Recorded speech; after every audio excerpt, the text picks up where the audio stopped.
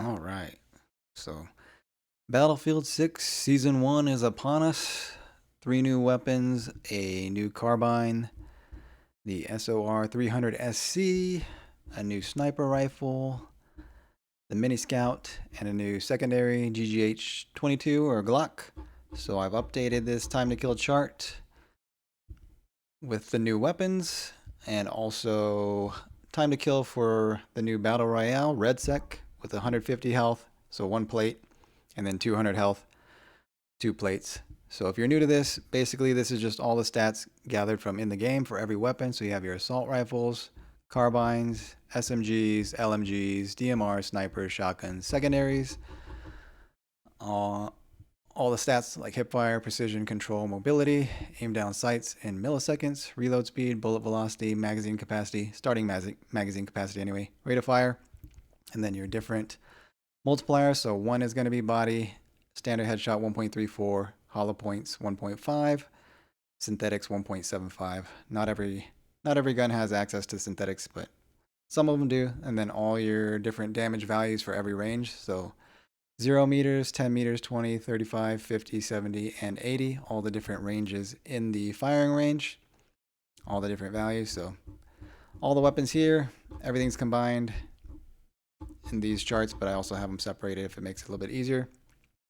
And then this is just how many headshots it would require to lower the shots to kill. So not how many headshots it takes to kill, but how many headshots it would take to lower the shots to kill. So if it's 0, that means headshots don't help you. If you see multiple numbers like this, it means 2 headshots mixed with body shots will lower the shots to kill by 1. 3 headshots mixed with body shots will lower the shots to kill by 2. And then 4 headshots mixed with body shots will lower the shots to kill by 3. So this just gives you an idea of the different headshot ammunitions, if they're worth running or not. In general, they make it a little bit easier, usually requires less shots to kill with like the hollow points and the synthetics, but it's not always worth running depending on the cost, because synthetics are very expensive and then hollow points are pretty expensive too. But some weapons definitely do benefit from it. And then we have our time to kill separated by class. So assault rifles only compared with assault rifles, carbines only compared with carbines, because there's just way too many to compare all of them together. But basically you have your time to kill over here in milliseconds. All these numbers are time to kill in milliseconds. The best time to kill is going to be in red.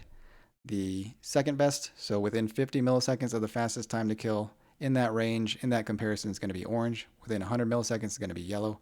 Within 150 is light green. Within 200 dark green, so on and so forth. So ideally you're going to want red, orange, yellow.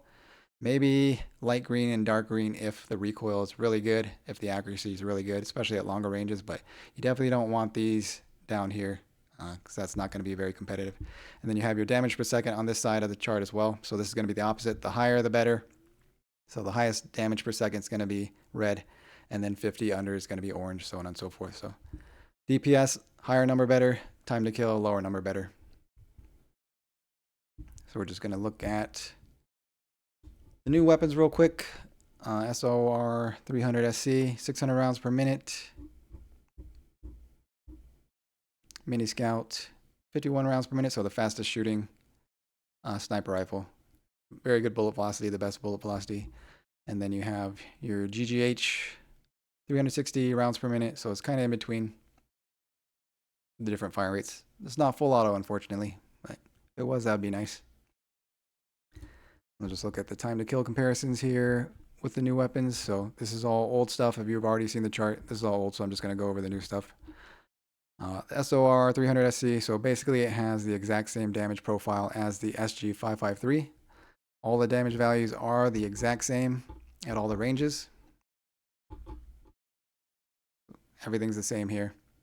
It's just a slower fire rate, so time to kill is going to be slower due to that fire rate. But it's not too bad up close, but as it stretches out the ranges of requiring more shots, the time to kill is going to get slower and slower. So 100 millisecond difference at long range versus like 33 milliseconds within 10 meters, and then 50 milliseconds, 67 milliseconds, 83 milliseconds. So not as good as the SG553 in my opinion, but better at range. It has better recoil, better accuracy. So if you're looking for a slightly more rangy SG553.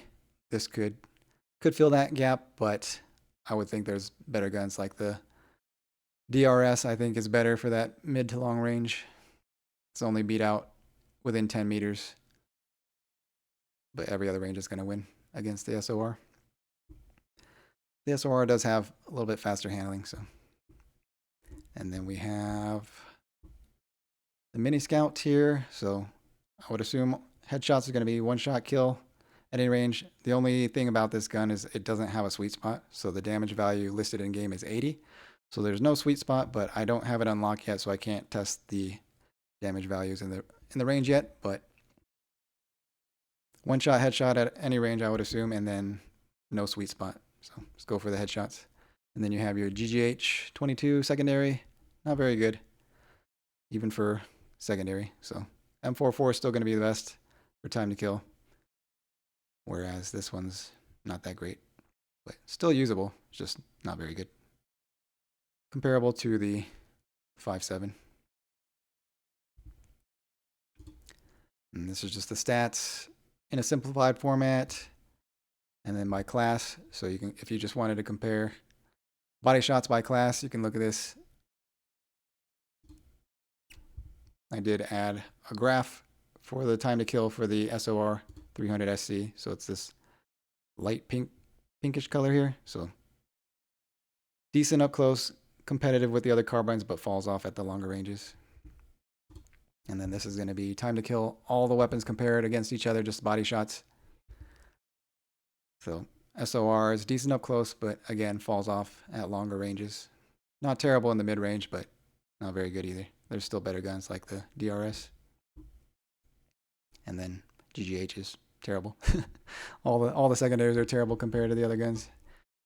Only if you need to in a pinch, you know? You don't want to be fighting primaries with your secondary. And then this is time to kill, all compared with aim down sights included in the time to kill. So you're just adding the aim down sights into the time to kill without aim down sights, just to compare. If you're in a head-to-head gunfight, obviously aim down sight's not always going to be a factor if you're hip firing, that kind of stuff. But if you're in a head-to-head gunfight where you both see each other at the exact same time, have to aim down sights at the same time, start shooting at the same time, then it's going to make a difference there. So obviously weapons with slower aim down sights is going to fall off, whereas the faster handling guns like SMGs and carbines are going to do better with the faster handling, you know? And I also added shotguns in there too, since they have 250 millisecond or 200 millisecond aim down sights. Obviously it's one shot, so it's going to be faster than everything else up close when you can get that one shot, but you got to hit multiple shots. It's more comparable to some of the other ones. And then we have the new sheets here for the Battle Royale. So 150 health, one plate. You start with one plate, so when you drop in, you have one plate, which is 150 health. And then 200 health if you can get another plate and add it on there. And this is all compared against each other, since you don't really have options of the guns you get besides what's on the ground, unless you can get to the loadout. So just compares all the weapons against each other. New weapon, SOR, not that great. GGH, terrible. All the secondaries can't compete, especially with the slower time to kill, more shots to kill required. So they were bad enough just in regular multiplayer, but definitely not very good in the Battle Royale. But that's what you start with, so figured I'd put those in there. So just standouts again is going to be the TR7. Obviously, just has the highest DPS. Best time to kill pretty much at every range except within 10 meters, only beaten out by the KV9. And then at long range, only beaten out by the M250. So TR7 still a standout. M27 still a standout at mid-range, so 20 to 70 meters. KV9, SCW standouts up close.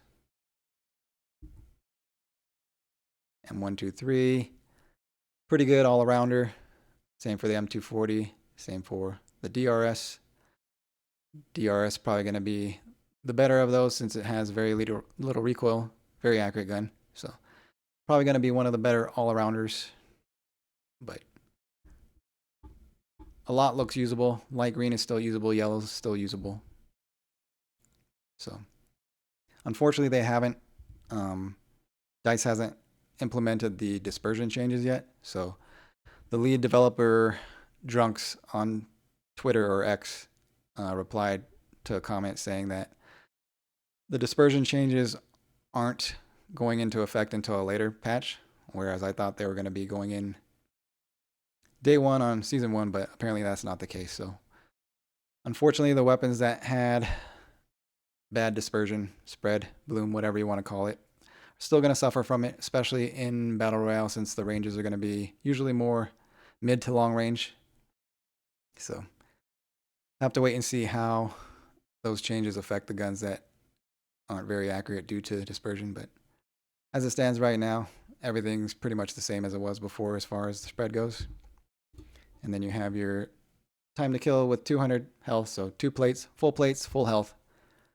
Obviously, you're not always going to have exactly 200 or 150 health because the damage is linear. So if you put a plate on and you have like 120 health, it's only going to give you 50 extra health, so it'll be like 170. But this just gives you an idea of the most common situations you're going to run into, whereas they're going to have 150 or 200.